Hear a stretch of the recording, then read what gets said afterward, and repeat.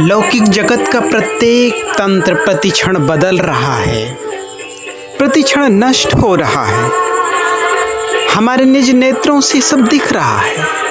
फिर भी जब हम माँ भगवती के चरण कमलों की शरण नहीं होते, माँ भगवती के पावनतम चरण कमलों की आराधना नहीं करते, तब कितना भी ज्ञान क्यों ना हो, इसके बावजूद हम माया से पार नहीं हो सकते। स्त्रियों के प्रति हमारा आकर्षण कभी खत्म नहीं हो सकता। हमारे अंदर के कामुक भावों की समाप्ति हो जाए, हमारे नियंत्रण में समस्त विकार आ जाएं, इसका केवल एक ही साधन है, महाशक्ति के चरण कमलों का आराधन, महाशक्ति का स्मरण, महाशक्ति का चिंतन। क्योंकि माँ भगवती आदि शक्ति ही शक्ति हैं, सभी को सामर्थ्य, सभी को ऊर्जावान करने का यदि कोई साधन है तो महाशक्ति के पावनतम चरण कमलों का आराधन है, अर्चन है, माँ का चिंतन है।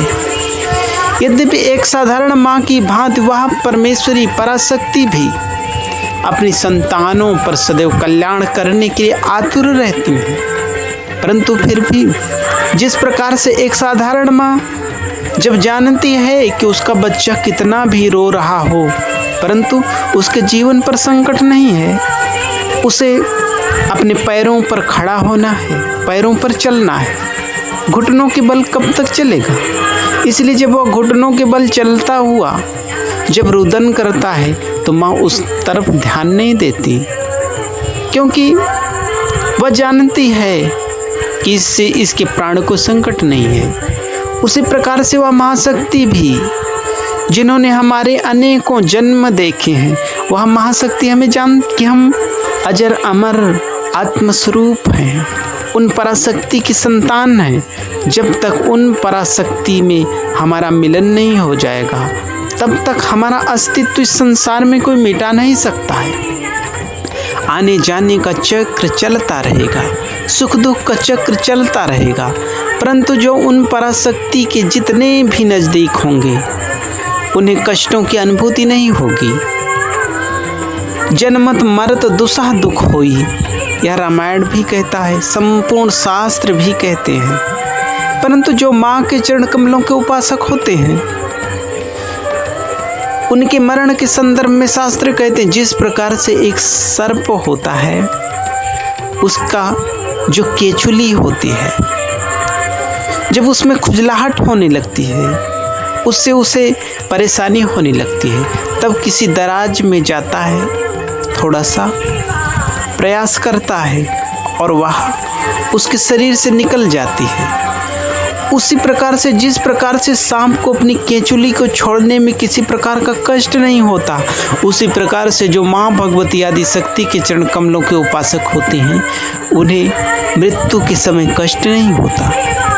अकाल मृत्यु से बचने का यदि कोई उपाय है, कोई गारंटी है, तो महाशक्ति के चरण कमलों का आराधन है। हमारे साथ कोई अन्याय ना कर पाए, हमारे साथ अत्याचार ना हो, हमारा जीवन सदैव पल्लवित हो, पुष्पित हो, इसके लिए यदि कहीं पर 100% की गारंटी है तो महाशक्ति के पावनतम चरण कमलों की आराधना और माँ भगवती आदि शक्ति का पावनतम चरण कमल ही है। जो माँ के चरण कमलों की शरण नहीं है, कितना भी बुद्धिमान हो, कितना भी विवेकी हो, परंतु कहीं ना कहीं वह गड्ढे में गिरेगा, क्योंकि महाशक्ति की ही शक्ति से संपूर्ण संसार संचालित है। जब महाशक्ति का हम चिंतन करते हैं, तब वह जो माया, जिसके अनेकों करोड़ों रूप हैं, अनेकों रूप धारण कर हमें नचाने का प्रयास करती है। जब माया देखती हैं कि हम अपनी परमेश्वरी भगवती आदि शक्ति का चिंतन कर रहे हैं, तो माँ के भय से वह माया हमें छोड़ करके अन्यत्र चली जाती है और हम माया से पार हो जाते हैं। इसलिए संसारिक गति ही नहीं, आध्यात्मिक गति ही नहीं, वर्तमान स्थिति में भी हमें सुख समृद्धि, किसी भी प्रकार की हमारी आकांक्षाओं की पूर्ति का यदि कोई सर्वश्रेष्ठ साधन है तो माँ भगवती आदि शक्ति के पावनतम चरण कमलों का आराधन है। इसीलिए तो राम ने भी अपनी संतानों को उपदेश प्रदान करने के लिए, सनातन संस्कृति के अनुयायियों को ज्ञान प्रदान करने के लिए माँ भगवती के आराधन अर्चन चिंतन करके ही युद्ध प्रारंभ किया कि जिस प्रकार से मैं अपने प्रत्येक कार्य के प्रारंभ में पहले माँ भगवती आदि शक्ति के चरण कमलों का आराधना करता हूँ, तब माँ की कृपा से हमारे कार्य निर्विघ्न होते हैं। जिस कार्य की हम आशा भी नहीं करते वह कार्य भी सहजता से हो जाता है। ये माँ की कृपा है। पढ़ने के लिए हम कितना भी पढ़ाई करें, हम देखते हैं कि किसी पद के लिए हजारों योग्य बच्चों में किसी एक का चयन होना है और योग्यता सभी के अंदर है उस पद की, परंतु किसी एक का चयन होना है।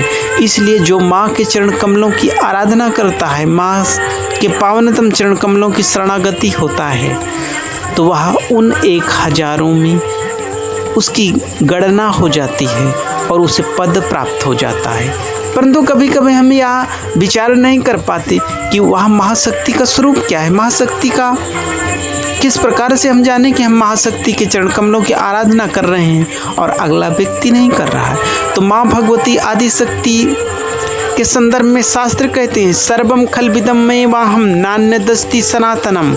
वह परमेश्वरी भगवती आदि शक्ति प्रत्येक कण कण में है। उनसे अतिरिक्त किसी भी पदार्थ की सत्ता नहीं है। तब जब हम कर्तव्य निष्ठा के साथ अपने कर्तव्य का पालन करते हैं, उन परमेश्वरी भगवती आदि शक्ति के शक्ति स्वरूप को जब हम स्मरण करते हैं, तो हमारा प्रत्येक कार्य ही आराधना है, प्रत्येक कार्य ही अर्चना है। जो नास्तिक हैं, जो माँ को नहीं मानते अथवा अन्य किसी भी इष्ट आराध्य को नहीं मानते, वे भी कर्म प्रधान संसार को मानते हैं, कर्म को मानते हैं, अपने श्रेष्ठ कर्मों के लिए सदैव निरत रहते हैं। अर्थात वे कर्म को पूजा मानते हैं, कर्म को सर्वश्रेष्ठ मानते हैं। तो माँ ने पहले ही कहा है, सर्वम खलविद में वाहम नान्यदस्ति सनातनम, मैं ही सब कुछ हूँ। तो उनके द्वारा जो कृत्य किया जा रहा है वह भी तो माँ है। इस प्रकार से किसी ना किसी स्वरूप में प्रत्येक व्यक्ति जाने अनजाने उन पराशक्ति से जुड़ा है। इसीलिए उसके जीवन में जो भी उपलब्धियां प्राप्त होती हैं, उसे जो भी कुछ प्राप्त होता है, धन धान्य, वह उन पराशक्ति की ही कृपा से प्राप्त होता है।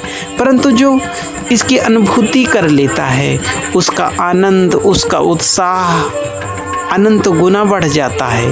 उसे मोक्ष की प्राप्ति हो जाती है, उसे अपार शांति और आनंद की प्राप्ति होती है।